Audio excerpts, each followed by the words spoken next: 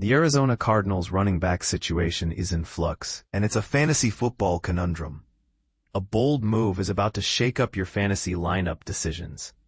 ESPN's Adam Schefter reports that Bam Knight will step into a more significant role at running back, pushing Michael Carter down the depth chart.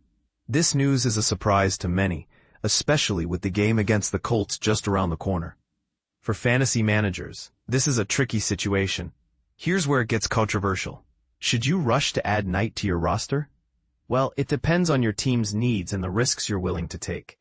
If you're desperate for a last-minute addition due to bye weeks or injuries, Knight could be a short-term fix, but buyer beware. He's only had 4 carries for 11 yards this season, and the Cardinals' backfield is far from settled. The Cardinals' initial plans for the running back position have been derailed by injuries.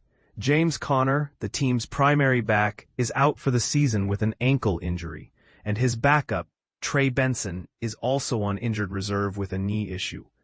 This leaves a trio of Carter, Emari Demercado, and Knight, who all shared the load in the recent loss to the Titans.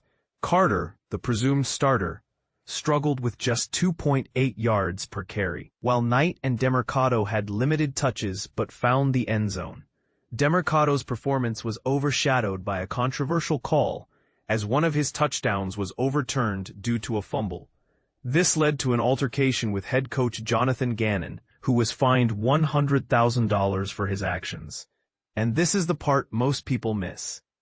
Will Demercado's spotlight moment affect his playing time going forward? Arizona's backfield is a puzzle for fantasy managers. With Kyler Murray injured, the Cardinals might lean more on their running game. But will Knight get enough touches to make an impact?